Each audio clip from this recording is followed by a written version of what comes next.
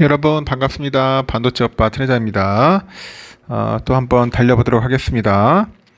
마지막 방송이고 한번 여러분과 함께하는 또 즐거운 시간을 한번 보내도록 할게요.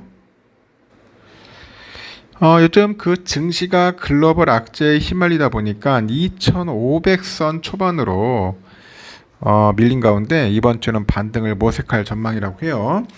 다만 조정을 촉발했던 중국의 경기 부진과 미국의 금리 정책 우려가 남은 상황이어서 지수의 저점을 테스트하는 국면이 이어질 거다, 그런 이야기가 있습니다.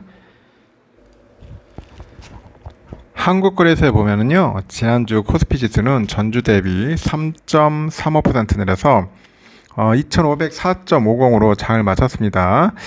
같은 기간 코스닥은 3.82% 떨어져서 877.32로 마감을 했고, 코스피는 올해 최장인 6거래일 연속 하락을 했습니다. 그래서 2500선이 무너졌던 지난 5월 17일 그 이후로 최저치로 이제 내려온 거죠. 중국의 경기 둔화 우려가 이제 부각되는 상황인데, 부동산 개발업체 컨트리 가든의 그 디폴트 그 리스크가 불거졌고요. 미국에서는 장기 국채 금리가 이제 15년 만에 최고 수준으로 뛰어오릅니다. 뛰어오르면서 투자 심리를 위축시켰어요. 특히 기관 투자가들은 이달 2일 이후 지난 18일까지 12거래일 연속 순매도 행진을 이어갑니다. 증권가에서도 무엇보다 중국 부동산 리스크의 해소가 필요하다는 그런 시각을 가지고 있어요. 일단은 천칠이 가든의 지역 주택 개발을 주력으로 해서 하는 그 매출 기준 중국 1위 업체가 천칠이 가든이겠죠. 하여튼 그런 1위 업체라면서 헝다보다는 4배 규모의 프로젝트를 진행하고 있고요. 디폴트 사태의 파급력은 상당할 거라고 하죠. 이어서 묻고 가기에는 파급력이 크기 때문에 정부 차원에서 국영기업과 금융기관을 통한 대응이 거론되고 있어요. 구체적인 액션을 기다릴 필요가 있다, 그렇게 현재 보고는 있는 거죠. 그렇다고 이제 시장이 추세적인 하락으로 가지는 않을 것이라는 의견도 나오는데, 예상보다는 양호한 미국 경기와 코로나 봉쇄 조치 당시에 대비했을 때 견조한 중국 경제, 반도체 업황의 회복세, 경기 선행지수 상승이 진행 중인 한국 경제 여건 등이 이제 배경인데, NH에서도 좀 단기적으로 중국발 악재 노이즈로 주가의 하방 압력은 존재하지만 하방 추세의 전환은 아니다. 그래서 미국 10년물 국채금리가 4%에서 하방 경직성을 보이면서 성장주의 상승 여력이 제한되는 상황으로 당분간 주가는 박스권 흐름을 이어갈 거라고 이제 전망을 하는 것 같습니다. 지난주 코스피는 2500선이 무너진 후에 200일 이동평균선 부근인 2482에서 반등을 했는데, 따라서 이번 주 증시가 하방 압력을 받을 경우 다시 한번 200일선 지지력을 테스트 받을 가능성이 높아요. 현재로서는 코스피 2480선 지지력 확보 여부가 관건입니다. 글로벌 금융시장이 변곡점 저항선에 위치해 있다는 거, 미국 투자 심리가 과열권에서 벗어나서 중립 수준으로 돌아섰고요.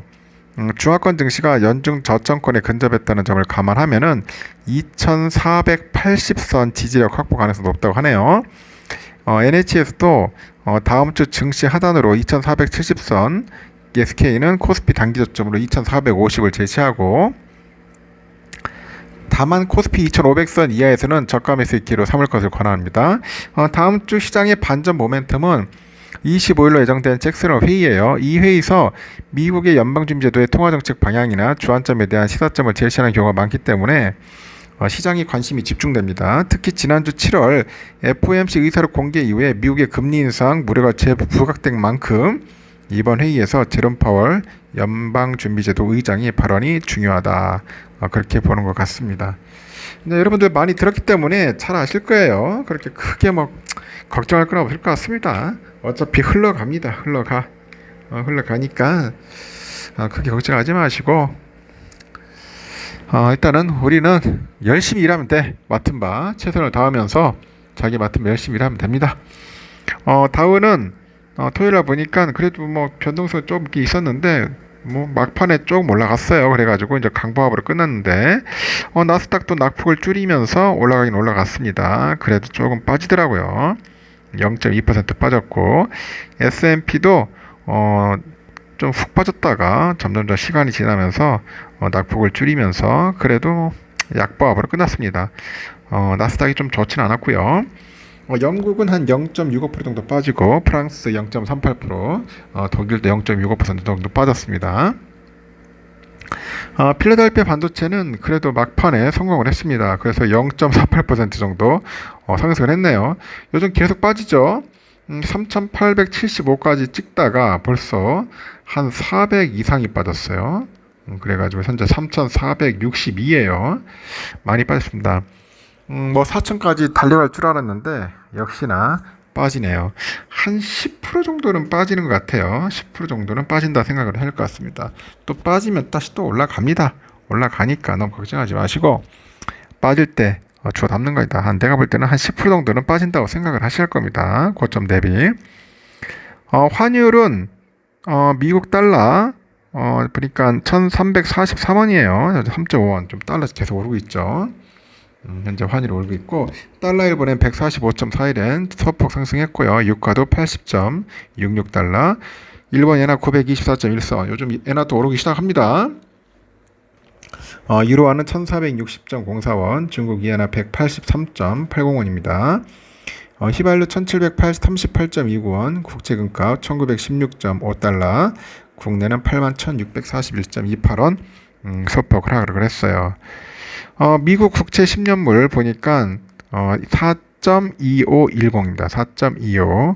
4.2대에서 빙글빙글 돌고 있어요. 4.2대에서 4.25.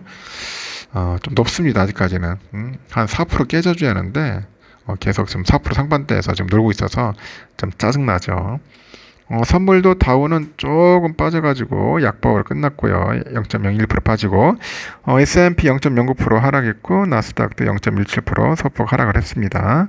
러셀은 0.39% 올랐습니다. 선물은 우리의 삼성전자 66,300원까지 갔는데 더 이상은 빠지지는 않을 것 같다. 더 빠질 수도 있겠지만은 내일은 뭐 빠지지는 않을 것 같아요. 다시 한 67,000원 쪽으로 한번 가벼운 슈팅을 하지 않겠나 저는 개인적으로 생각을 합니다. 많이 조정받았어요. 벌써 조정을 많이 받았기 때문에 벌써 얼마나 받았어? 이거 한 10% 받은 것 같아요. 조정을 한 10% 정도 빠졌죠. 그래서 많이 빠지는 않을 것 같고 살포대가 다시 또 이제 올라갈 겁니다. 살살살 올라갑니다. 결국 올라갈 수밖에 없어요. 하지만은 약간 좀 조정을 받으면서 단계별로 갈 것 같으니까 너무 걱정하지 마십시오. 장기 투자하시는 분들은 그냥 굳건하게 강한 마인드로 가셔야 돼요. 단타 치실 분들은 하지 마시고요. 우선주도 54,500원인데 우선주는 약간 좀 추세가 좀 빠지는 추세더라고요. 보니까 일단은 55,000원까지는 다시 또 회복을 해가지고 또 다시 한번 살짝 반등을 할 것 같습니다. 이렇게 끝날 거예요, 여러분. 하여튼 너무 걱정하지 마시고 두려워하지 마세요. 마시고 여러분 하시는 일 맡은 바 최선을 다하고 또 시간이 되면은 천회장이 또 여러분의 멘탈을 강화시키기 위해서 떠들어 보도록 하겠습니다. 날이 덥습니다. 더워가지고 저도 이제 에어컨 틀고 좀 쉬고 있어요. 여러분 편안하게 주무시고 내일 새벽 6시에 뵙도록 하겠습니다. 편안하게 주무십시오. 굿나잇.